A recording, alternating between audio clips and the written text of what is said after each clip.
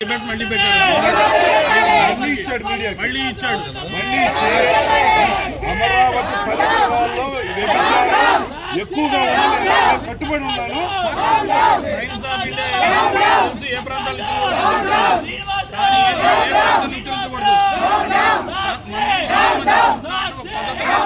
మరి అమరావతి పరిసరాలు మరి ఏడ కూడా జరుగుతుందా?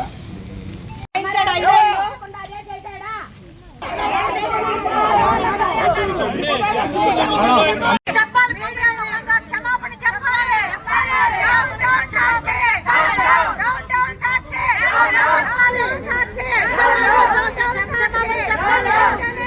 సాక్షి ఛానల్ ని, సాక్షి పేపర్ ని ప్రజలందరూ బ్యాన్ చేయాలి. సాక్షి పేపర్ బ్యాన్ చేయాలి. ప్రజలందరూ బహిష్కరించాలి. కృష్ణరాజు వెంటనే అరెస్ట్ చేయాలి.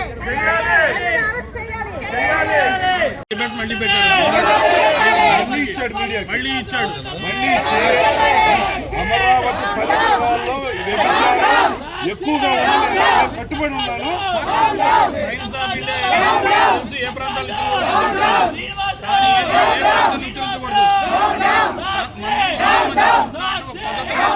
మరి అమరావతి పరిసరాలు మరి ఏడ కూడా జరుగుతుందా?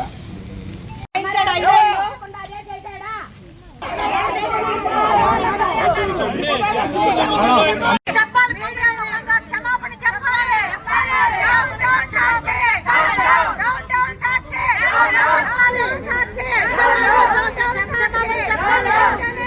సాక్షి ఛానల్ ని, సాక్షి పేపర్ ని ప్రజలందరూ బ్యాన్ చేయాలి.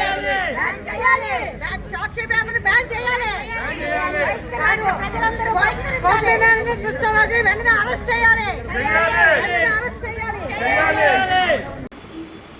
నిన్న సాక్షి ఛానల్లో లైవ్ విత్ కేఎస్ఆర్ కార్యక్రమంలో మా విశ్లేషకుడు కృష్ణంరాజు గారు మాట్లాడిన మాటల్ని అమరావతి రాజధాని జేఏసీ సమన్వయ కమిటీ సభ్యుడైన కల్లం రాజశేఖర్ గారు నేను తీవ్రంగా ఖండిస్తున్నాను.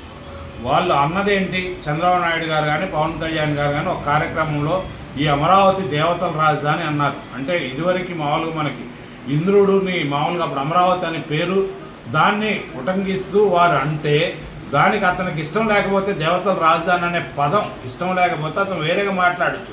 కానీ ఆ మాటను పట్టుకొని పూర్తిగా ఇక్కడ ప్రాంతం అంతా అసలు వేశ్యల రాజధాని, సెక్స్ ఉండే రాజధాని అనే విధంగా మాట్లాడతాన్ని ఏ రకంగా ఈ సభ్య సమాజం ఏ రకంగా చూడాలా, ప్రతి ఒక్కరు కూడా దీన్ని నిర్బంధంగా ఖండిస్తూ అతని మీద కఠినాది చర్యలు తీసుకోమని కోరుతాను.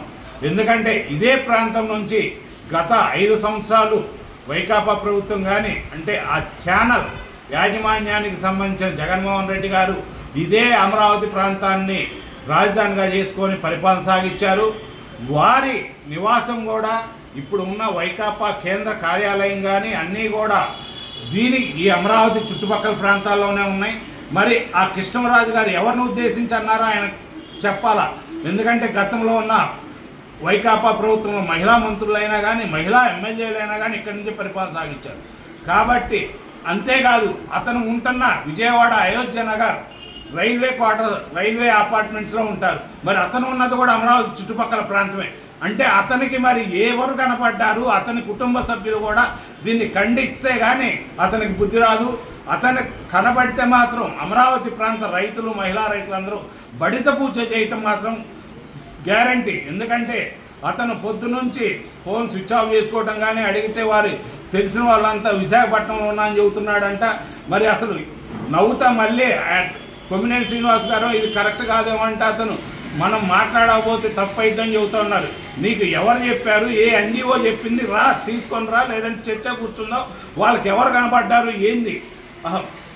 ఇదే సాక్షి యజమానురాలైన భారతీరెడ్డి గారిని ఒక మాట అనగానే చేబ్రోలు కిరణ్ అనే అతను తెలుగుదేశం పార్టీ కార్యకర్త అంటే ఆ తెలుగుదేశం పార్టీ నాయకత్వం వెంటనే సస్పెండ్ చేసి అతను అరెస్ట్ కూడా చేయించింది.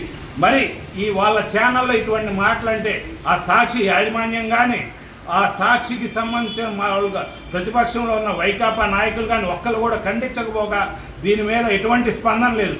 అంటే మీరందరూ దీన్ని సమర్థిస్తున్నారా లేదంటే మీరు ఏమని సందేశం ఇవ్వాలనుకుంటున్నారు రాష్ట్ర ప్రజలందరికీ? వైకాపా యాజమాన్యం బేషరతుగా దీని మీద స్పందించాలని కోరుతున్నాం.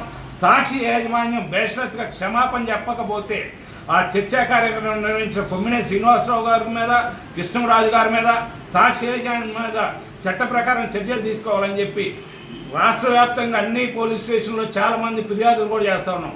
మేము కూడా చేయడానికి వెళ్తూ ఉన్నాము. దీంట్లో భాగంగా ఇప్పటికే ఎంతోమంది బాధపడతాం. మహిళా మనులందరూ కూడా అసలు వీళ్ళు ఏమని మాట్లాడుతున్నారు, ఏంది అసలు వారి ఇంట్లో మహిళలు ఉన్నారా లేదా అనే విధంగా ఉంది. కాబట్టి ఆ కృష్ణంరాజు అనే వ్యక్తి మాత్రం ఖచ్చితంగా శిక్షార్హుడు. ఈ అమరావతి ప్రాంత రాజధాని మహిళలు చేసిన పోరాట ఫలితంగానే ఇప్పుడు మహిళా కమిషన్ చైర్పర్సన్గా కూడా రాయపాటి శైలజ గారు ఆమెకి ఈ ఉద్యోగ నేపథ్యం చూసి కానీ రాష్ట్ర ప్రభుత్వం ఇచ్చింది.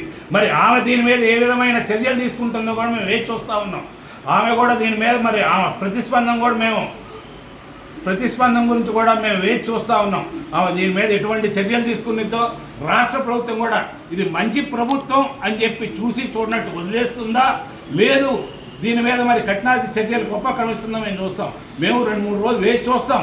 ప్రభుత్వం మీద కూడా దీని మీద రాష్ట్ర ప్రభుత్వం అంటే ఒక కార్యక్రమం చేసింది, ఇది మంచి ప్రభుత్వం అని. మంచి ప్రభుత్వం అంటే మంచి వరకు కార్యక్రమాలు చేయటం వరకు మంచి ప్రభుత్వం ఉండొచ్చేమో, కానీ ఎవరైనా చెడు చేస్తే అది ఏ పార్టీ వారైనా కేవలం తమ పార్టీ వారినే లోపల పెడతారు, వేరే వాళ్ళని అయితే పెట్టరనే విధంగా మంచి ప్రభుత్వంగా ఈ ప్రభుత్వం ఉంటుందా, లేదు అందరి మీద చర్యలు తీసుకుంటుందా అనేది వేచి చూద్దాం.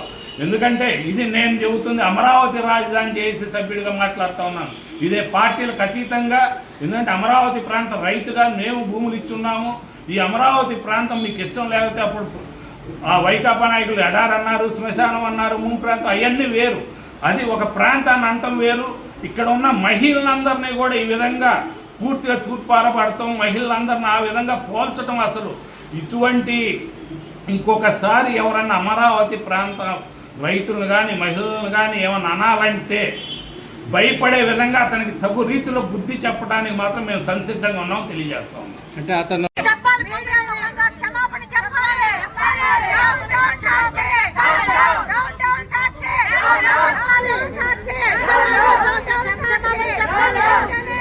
సాక్షి ఛానల్ ని, సాక్షి పేపర్ ని ప్రజలందరూ బ్యాన్ చేయాలి. సాక్షి పేపర్ బ్యాన్ చేయాలి. ప్రజలందరూ బహిష్కరించాలి. కృష్ణరాజు వెంటనే అరెస్ట్ చేయాలి.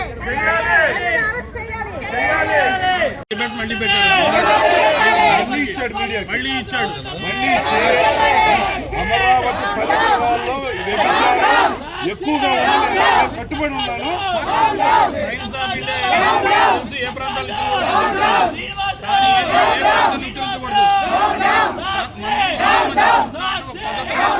మరి అమరావతి పరిసర ప్రాంతానికి ఏడ కూడా జరుగుతుందా?